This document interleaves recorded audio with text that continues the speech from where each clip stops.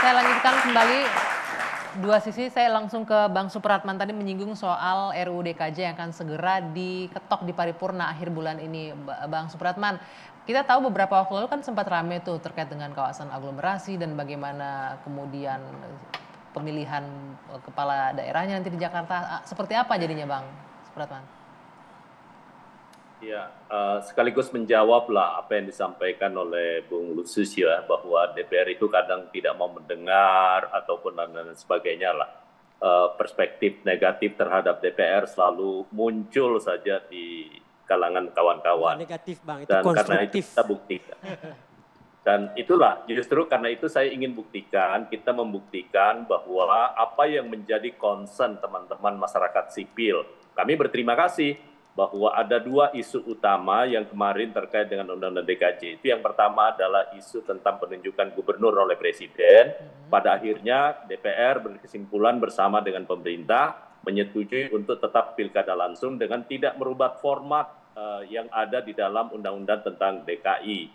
Bahwa proses pemilihan itu akan dilaksanakan dan pemenangnya tetap 50% plus 1 sama dengan pemilihan Presiden.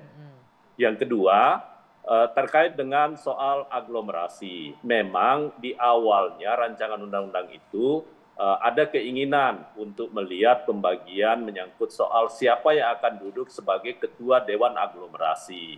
Nah, pilihan-pilihan itu yang pertama adalah kemarin di dalam draft itu adalah wakil presiden.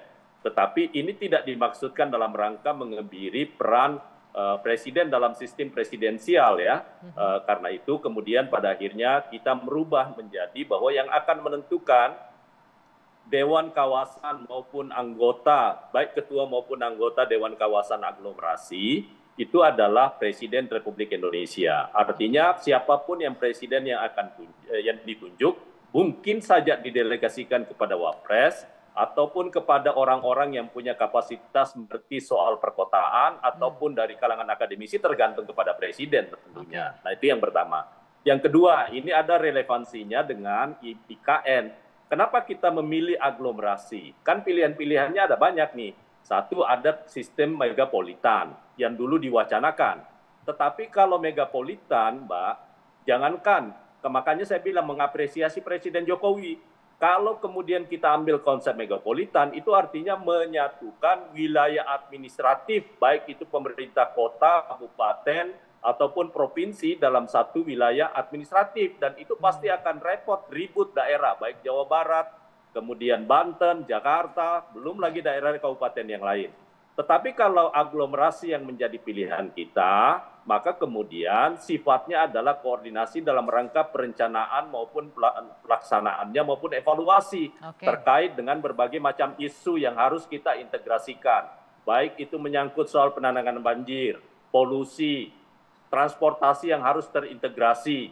Kalau itu kemudian dipercayakan hanya kepada pemimpin-pemimpin daerah, baik gubernur maupun wali kota, bupati yang ada di dalam Jabodetabek Jungur itu akan sangat sulit. Maka karena itu keterlibatan pemerintah pusat dalam satu dewan kawasan yang kita sebut Dewan Kawasan Aglomerasi itu menjadi sesuatu yang sangat penting supaya itu bisa mengkoordinasi di antara semua kepentingan wilayah mulai dari hulu sampai hilir. Artinya kekhawatiran bahwa ini akan, kan sempat ramai itu bahwa ditunjuk Wapres langsung akan mengepalai wilayah aglomerasi dan kemudian akan mengkooptasi kewenangan kepala daerah nantinya, nggak akan terjadi ya itu kekhawatiran itu ya?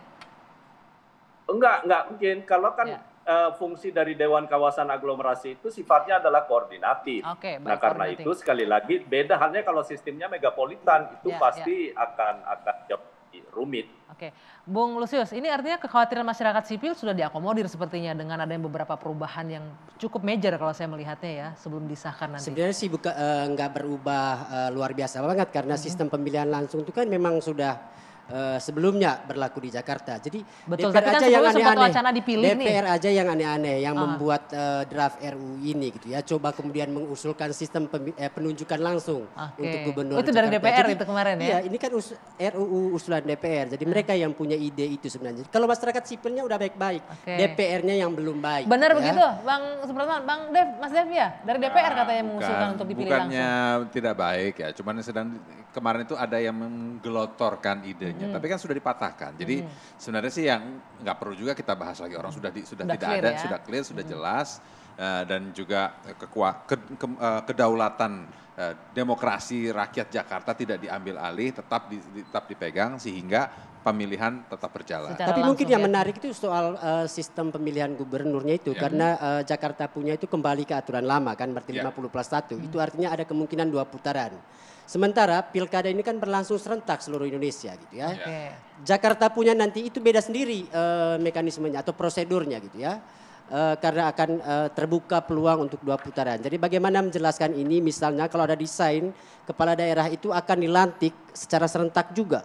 Ya. Nah, kalau kepala daerah belum tentu dilantik secara serentak karena berdasarkan proses masing-masing ya. Pemilihannya yang serentak. Kan ada upaya ke sana juga untuk menserentakan juga pelantikan. Paling tidak yang kekhawatiran Bung Lusius juga didengarkan oleh Bang Supratman dan teman-teman di Balik, mungkin nanti akan jadi bahan pertimbangan juga. Baik, terima kasih sekali Bapak-Bapak sudah bergabung malam hari ini, Bung Margarito, Bung Dev, Bung Iqbal, Bung Lusius dan juga Bung Supratman. Dan teman-teman mahasiswa dari UNJ dan juga dari SUIN, terima kasih. Saya Dwi Anggia, saya akhiri 2 sisi malam hari ini. Selamat malam, sampai jumpa.